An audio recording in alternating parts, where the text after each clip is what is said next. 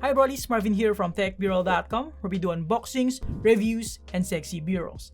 And today we're gonna unbox Realme's first laptop, the Realme Book. Now I know some of you already have an idea about this because it has been out for a week now, but I still hope I can provide you with more details to possibly help you with your purchase decision. With that being said, let's get into it. So the packaging for the Realme Book is pretty straightforward, with an image preview in front, some branding around the box, and then at the back we have the details for our particular variant, and it looks like what we have here is the Real Gray Intel Core i5 variant. But this is also available in Real Blue, and there is also an Intel Core i3 variant. Upon opening the box, the first thing that will greet you is the Realme Book itself, and then underneath it we have a few compartments. Here at the center we have the quick start guide and the warranty card. And then here on the right side, we have the 65-watt super fast charger, and on the other side, the USB Type-C charging cable.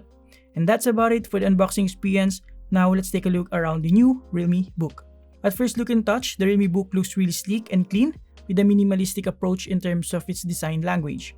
Pretty similar to one of its competitors. Actually, even the packaging is quite similar as well.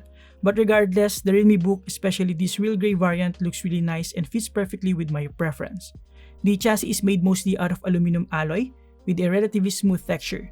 It weighs roughly around 1.38 kilograms with a thickness of only around 14.9 millimeters, and as you can tell on this front side view, it is definitely on the slimmer side. Flipping it on the left side, we have a Thunderbolt 4, a small LED indicator, and a USB 3.2 Gen 2 Type-C port. And again, as you can see, the Realme Book is quite thin and comparable if not thinner than most modern thin and light laptops out in the market.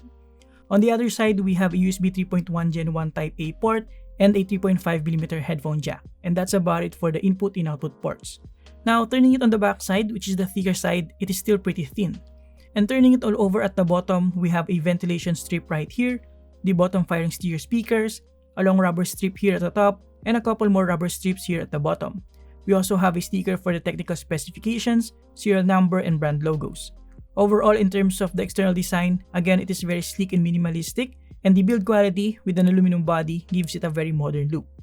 Opening the lid requires support on the bottom chassis, and like with the external design, the layout and looks of the laptop surface are also quite minimal with just the keyboard, trackpad, and the power button. No sticker and no branding whatsoever.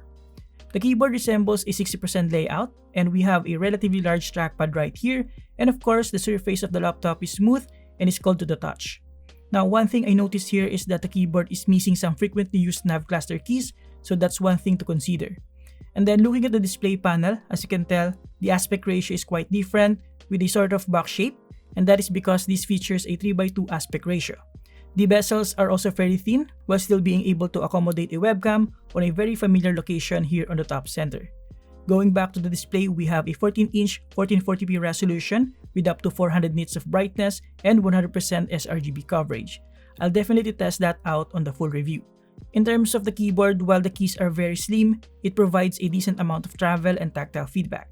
It goes without saying that coming from using a mechanical keyboard, a certain amount of transition period is required to get used to this form factor. Now, aside from the keyboard and the trackpad, we also have a dedicated power button here on the top right corner that actually doubles as a fingerprint reader. By the way, I also noticed a decent amount of flex here on the surface of the laptop that actually makes the keyboard keys rattle while typing, so I'll definitely observe that further on the full review. Now, while I turn on and boot this laptop for the first time, let me share with you the rest of its specifications. What we have here is the Real Gray variant with an Intel Core i5, 8GB of RAM, and 512GB of NVMe SSD. The display is quite unique with a 3:2 aspect ratio, 14-inch 1440p resolution, and brightness levels up to 400 nits. It also features Wi-Fi 6, Bluetooth 5.2, a fingerprint sensor, 720p HD webcam, and a 54Wh battery with 65 watts fast charging.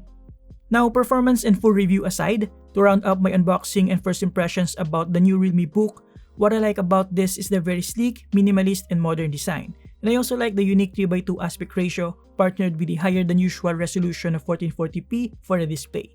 Surprisingly, the stereo speakers on this laptop powered by Harman is pretty decent as well.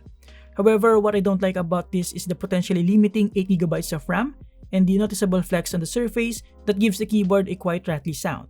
Of course, a lot has yet to be determined, most importantly about the performance, so expect all that on the full review soon. For now, I'm gonna sign off. Huge thanks to Realme for giving us the opportunity to get a first crack at their new Realme book. You can get this on Lazada during their flash sale, and I'll put a link below so that you can check it out. Thank you for watching, subscribe if you like this, and see you next time. Have a great day guys, you're awesome.